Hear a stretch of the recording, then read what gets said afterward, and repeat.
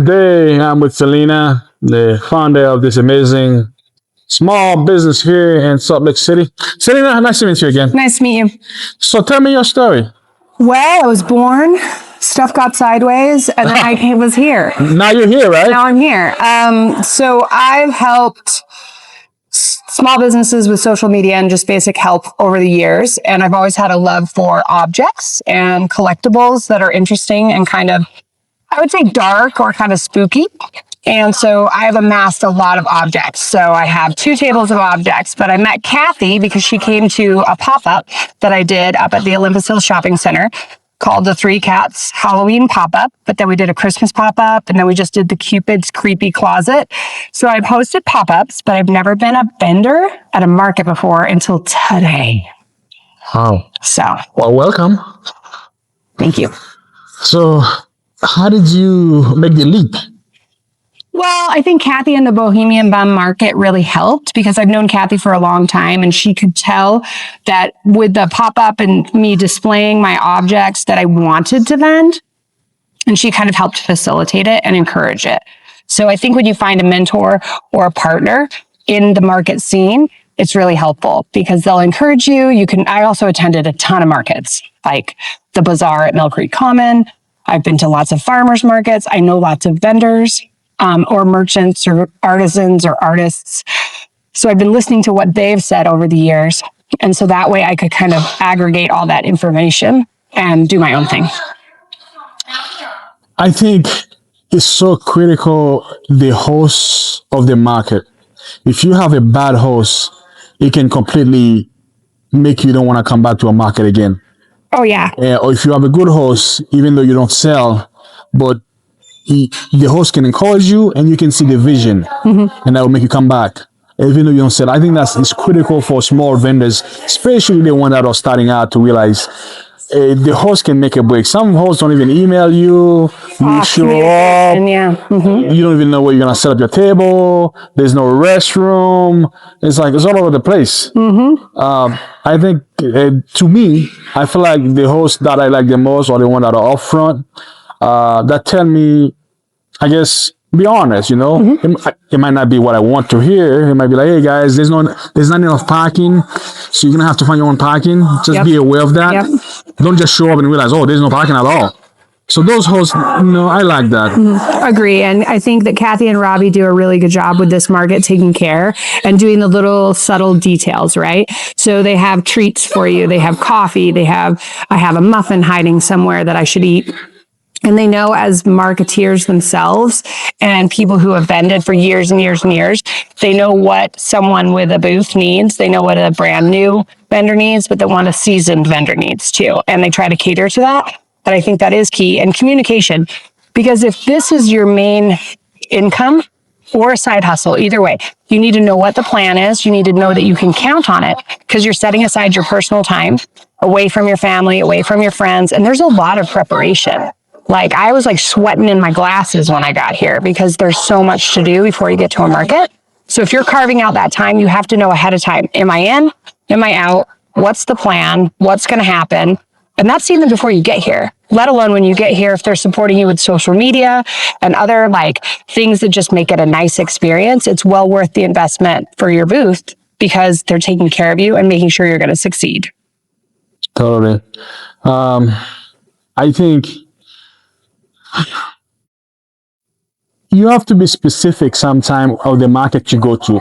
Sometimes it can be difficult because you just want to get in, It's I'm applying everywhere. Whoever get me, I get in. I think you have to think twice of who you're going to associate with. Because like you say, I think a lot of people that do the market are doing it for side hustle. This is not a hobby anymore. I think a lot of people, well, this is my hobby. It's not a hobby. I think I met very few people that do it as a hobby. People do it because the economy is tough. They want to bring some money in. They're selling their stuff. So you better be careful who you do market with, because that will make or break it.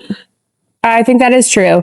And finding your tribe, you know what I mean? Finding the market that you vibe with that makes sense for your product and makes sense that your product's, the audience that your product is going to be seeing. You don't want to choose a market that has a bunch of people with the same thing you do. right? Like you want to be the niche and you're the provider of that thing at the market. If you can, that's great. And a good market is balanced that way. They don't saturate one type. You know, like say it's like, I don't know, terrariums, right? They're not going to book 7 terrarium vendors because they know that there's only so much terrarium money to be spent at that market. And 7 vendors are all competing with each other instead of dovetailing into an experience for a market where there's something for everybody. So. Yeah.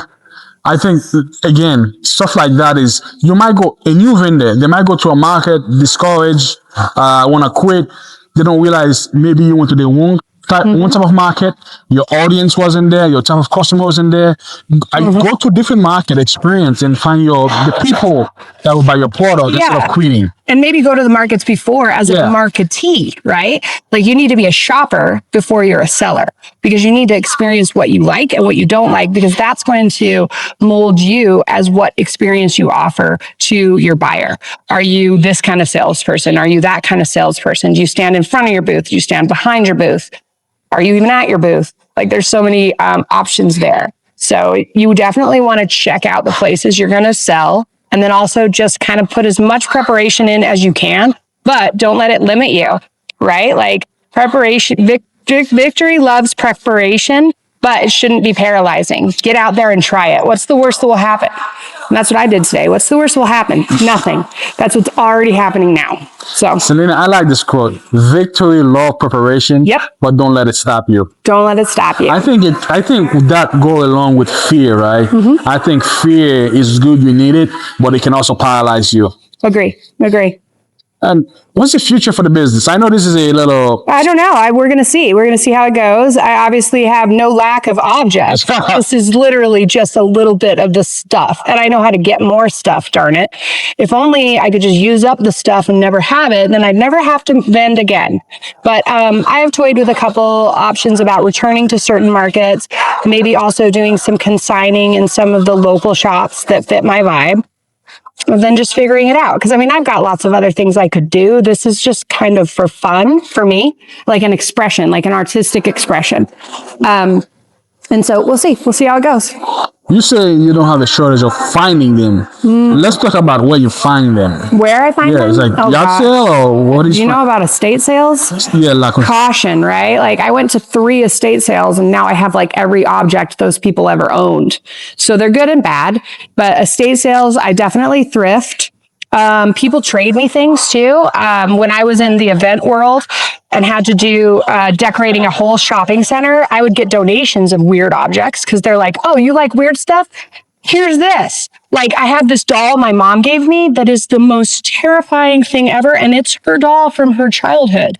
And she's like, here, I thought you'd like this for your event. And I was like, thank you for the cursed object. But so you can find things if you thrift, you go to yard sales, you can look on Facebook Marketplace. Resellers are always kind of sifting through things. There's those bins. I've never done the bins at like Goodwill, but I've heard it's like a thing. And then I don't know, just always keep your eyes peeled. I'm the type of person that if somebody has like in the summer, a yard sale, and I see a skeleton or 2, plastic skeleton, I'll stop and go check it out because I know it's my vibe. So. Well, you have the passion for it and the knowledge, so you will keep collecting stuff. Yes. How can people contact you? You have any social media present? I'm on Instagram, Selena Beans, Selena Beans, and then I'm also on Instagram as Monster Hands Incorporated. Perfect. You hold the lady. Yep. All right. Do we wave at the camera now? Wave up. Bye. Yeah, find me on Instagram. Yeah, find me on Instagram, pretty please. All right. Okay, thank you.